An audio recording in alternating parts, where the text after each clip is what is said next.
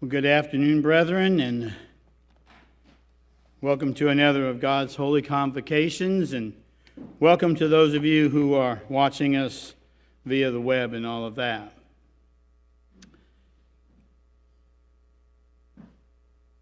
I suppose you didn't know it, but today is Veterans Day. Yeah, you can't tell because of all the flags, I'm sure. This past weekend, my granddaughter, Callie, she invited Jan and I and her mom and dad out to their school. I guess this was Thursday morning for a veterans celebration, and it was very nice. They brought all the kids in. It's been a long time since I've actually been in a elementary school. And I was telling Jan, I said, I remember these hallways being so much bigger, and I said, they're not really that big. This is really a very narrow place to be wandering back and forth in, So anyway, there's a few changes there, I guess. Maybe it's because I'm taller now. That could be part of that. But we came in, and the choir at this school, who are known as the treble makers, cute play on words there, but the troublemakers, they came in, they sang, I don't know, it must have been 5 or 6 patriotic songs and stuff, and they did the songs for each one of the service, and everybody who was a part of that service stood up, and everybody clapped and all that kind of stuff. Veterans Day is a celebration, and it's done annually on the 11th of November.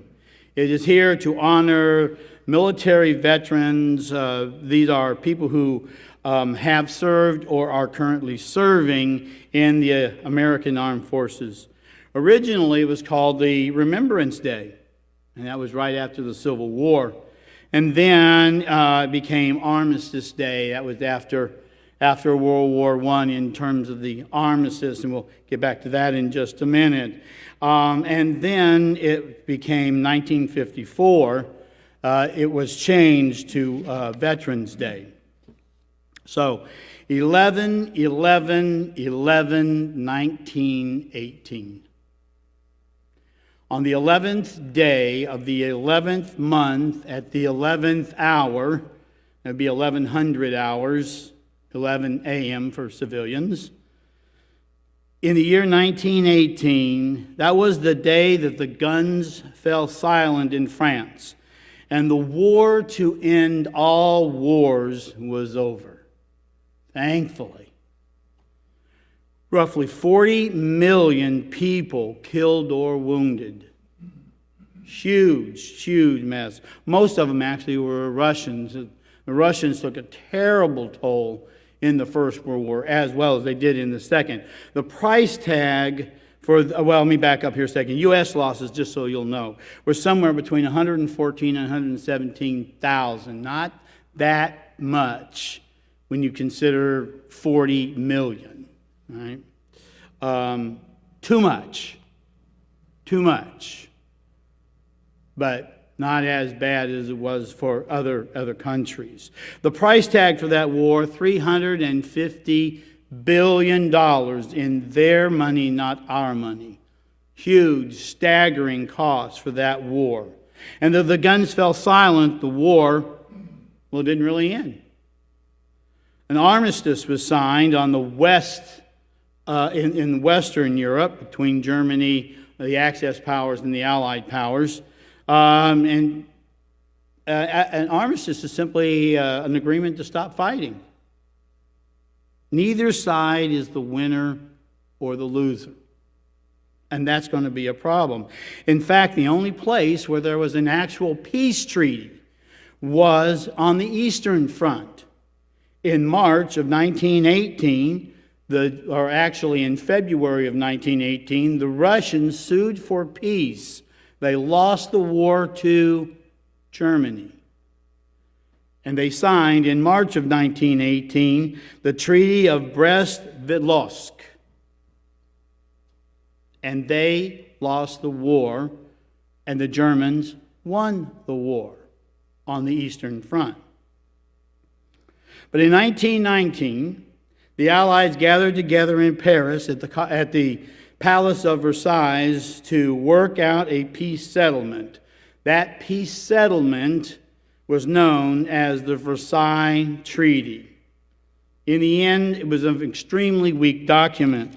It was a compromise. So nobody feels like they're getting a fair deal.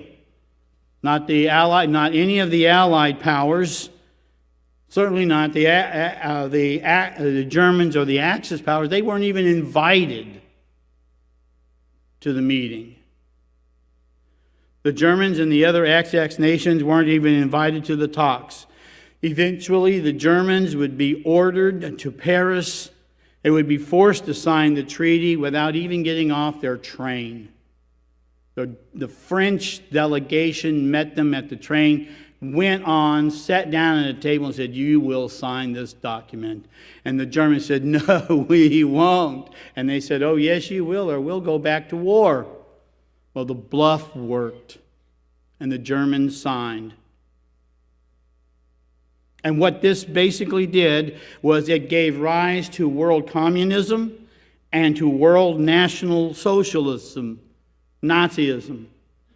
Not just in Germany or in Austria, but also in Japan, in Brazil. There was national socialists all over the world. And that brings us then to World War II. In this second part of the First World War, World War II, over 60 million died. 60 million. And we're not really sure about that because we don't know which ones were civilians and which ones were soldiers on the Eastern Front. Very, very confusing on that particular side. All right? So, U.S. casualties were somewhere around 400,000. Of our best and brightest died in those 4 years. And for what? And for what? There's still no end. Now, the atomic age takes us into the Cold War, and we have Korea. And from Korea, we have Vietnam. And from Vietnam, we now have our longest war on terrorism in the Middle East, and not just in the Middle East. Currently, Americans are serving our country in some 70 different countries in combat somewhere in this world. It just simply doesn't end. We, the people of this earth, we, Americans, all of us, we cannot find a peaceful solution. There is no peace. So, what do? Well, we honor those who place themselves in harm's way to protect us from the evils of this present age. It's the best that we can do. But why? Why is always going to be the question. Well, why? Would you take your Bibles and turn to 1 Samuel 8. 1 Samuel 8. And we're going to start in verse 1. In 1 Samuel 8 and in verse 1. Now it came to pass that when Samuel was old, and he made his sons judges over Israel. And the name of his firstborn was Joel, and the second was Abijah, I think is how that's pronounced. They were judges in Beersheba. But his sons did not walk in his ways, and they turned aside after dishonest gain, took bribes, perverted justice. Sounds like America today. Then all the elders in Israel gathered together and came to Samuel at Ramah. And they said, "Look, you are old, and your son do not walk in your ways. Now make us a king to judge us like all the other nations." God, the great creator, was their king. And he judged them through the judges. And he talked to them through the prophets. And that was not good enough for the nation of Israel. No. They needed a king. someone they could look at, someone they could be in awe of. And so, but this thing displeased Samuel. And I think because Samuel knew what a bad deal that was. All right? He says, he displeased Samuel in verse 6 when they said, "Give us a king." So Samuel prayed to the Lord, and the Lord said to Samuel, "Heed the voice of the people in all that they say to you. For they have not rejected you, but they have rejected me, and that I should not reign over them. And so, according to all the works that they have done since the day I brought them out of Egypt, even to this day," the people of Israel were constantly at odds with God. That's a very important point to make here. With which they had forsaken me and served other gods, and so they are doing so. They're doing this to you also. In verse 9. "Now therefore heed their voice, however, and you shall solemnly forewarn them and show them the behavior of the king who will reign over them." And so in verse 10, this is what the king is going to do. So Samuel tells all the words of the Lord to the people who asked for a king. He said, "This will be the behavior of the king who will reign over you." Number one, they are going to make your sons, they're going to take your sons and appoint them for his own chariots and to be his horsemen, and some will run before the chariots. The first thing they're going to do is build an army. And for him to do that, he's got to have your kids to do it. The army has two jobs: kill people and break things. That's it. He will appoint captains of thousands and captains of 50s. He will set some to plow his ground and reap his harvest, and some to make his weapons of war and the equipment for his chariots. He will take your daughters, in verse 13, to be perfumers, cooks, and bakers, because it takes a lot of food to feed those soldiers. And he will take the best of your fields and your vineyards and your olive groves and give them to your servants. And he will take a tenth of your grain and your vintage and give it to his officers and servants. And he will take your male servants and female servants, your finest men, maybe 117,000, maybe 400,000. I don't know. Could be any number. And your female servants and your finest young men and your donkeys, and put them to his work. And he will keep a tenth of your sheep, and you will be his servants. And you will cry out in that day, because your king, to whom you have chosen for yourselves, and the Lord will not hear you.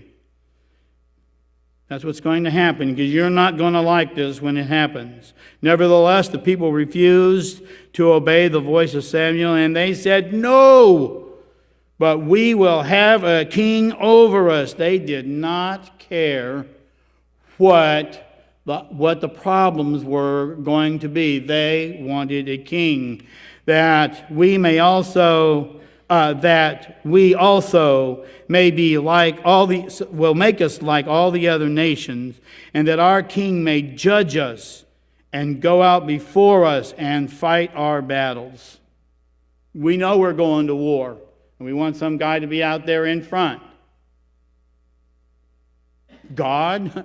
Oh, no. See, we can't see him, It doesn't scare anybody that way. But we get, a big guy out in front, maybe that'll scare them, I suppose. And Samuel heard all the words of the people, and he repeated to them in the hearing of the Lord. And then, so in verse 22, "So the Lord said to Samuel, heed their voice, make them a king. And Samuel said to Israel, every man go to this city." And then in chapter 9, he chooses Saul. What happens?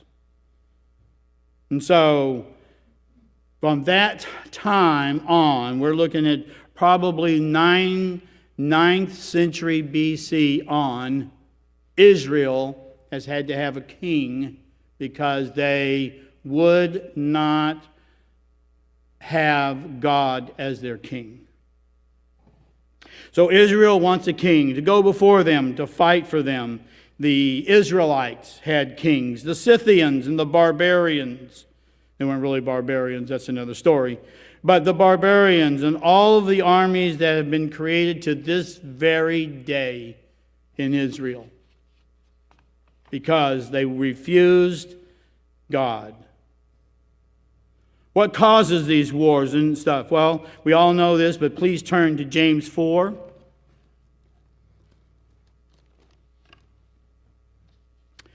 And in James 4, verses 1 through 3, where do wars and fights come from among you? Do they not come from your desires for pleasure that wars in your members? You lust and do not have. You murder and covenant, 2 of the 10 commandments, and cannot obtain. You fight and war, yet you do not have because you do not ask. And when you ask, you do not receive because you ask amiss, and you may spend it on your pleasures. So he's telling them here, this is why this doesn't work, and this is the reason. You're not asking, and you're not asking correctly. But it's interesting if you'll just jump over here to verse 7, and same thing. Because what God does is He always tells us what we've done wrong and how to do things right. So in verse 7 then, He says, therefore submit to God, resist the devil, and he will flee from you. Draw near to God, and He will draw near to you. Cleanse your hands, you sinners. Purify your hearts, you double-minded. Lament, and in verse 9, lament and mourn and weep. In verse 10, humble yourselves. And in verse 11, do not speak evil of one another, brethren. He who speaks evil of a brother and judges his brother speaks evil of the law and judges the law. In verse 12, there is only one lawgiver who is able to save and destroy. Who are you to judge one another? So the fact of the matter is that what God tells these people is there are good reasons that you have to go to war. That you have to go to war. And the reason is because you don't listen to me. You aren't a part. You rejected me, and because you've rejected me, here's how you get back to me, and you won't do that. Will not do that. In Psalms, in chapter 120, you don't have to turn there. David says, I am a man of peace, but when I speak, they are for war. We got presidents who have said the exact same thing. Hey, I don't want to go to war. I'm a man of peace, but everybody else is making me do this. I got no other choices. In Matthew 24, verses 4 through 8, on the Sermon on the Mount, Christ talks about the time when there will be wars and rumors of wars. We've always had these problems. So what's the conclusion? Well, Mr. Armstrong used to say to us, he'd say, brethren, I have read to the end of the book, and we win. In Isaiah chapter 2, and let's just turn there. Isaiah chapter 2.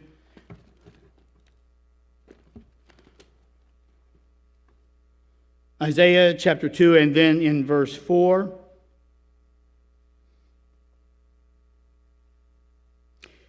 He will judge between... Wait a second. Am I in the right place? Yes. Oh, yeah, there it is. So, chapter 4. He will judge between the nations and rebuke many people. And they shall beat their swords into plowshares and their spears into pruning hooks. Nations will not take up sword again amongst nations, neither will they learn war anymore. That is the end of what is going to happen. That is mentioned twice again in Micah. And when is this going to happen? Well, if we can turn to Revelation 21, in verse 1, it said, now I saw a new heaven and a new earth. And for the first heaven and the first earth had passed away. This is after all the wars and all of that, all of the horrible things have happened, resurrection, everything is all of that has happened. Then I, John, in verse 2, saw the holy city, New Jerusalem, coming down from heaven, coming out of heaven from God, prepared as a bride adorned for her husband. And I heard a loud voice from heaven saying, Behold, the tabernacle of God is with men, and he will dwell with them, and they shall be his people. God himself will be their God. And God will wipe away every tear from their eyes, and there shall be no more death, no more sorrow, no crying. All of the things that war really causes. Causes all those things. People's lives uprooted, upended, ended. And there shall be no pain, for the former things have passed away. And he who sat on the throne said, Behold, I make all things new. And he said to me, that would be John, Write these words that are true and faithful. And he said to me, It is done. I am the Alpha, the Omega, the beginning and the end. And I will give of the fountain of water of life freely to those who thirst. And he who overcomes shall inherit all these things, and I will be his God, and he will be my son. And so we come to this part where we win. We win. There won't be any war. There won't be a real cause for a Veterans Day. And when this day comes, mankind will no longer have to send his sons and his daughters out to fight endless wars. We will all live in the kingdom of God. We will be his people. He will be our God. And neither will we learn war anymore. Now that is a Veterans Day.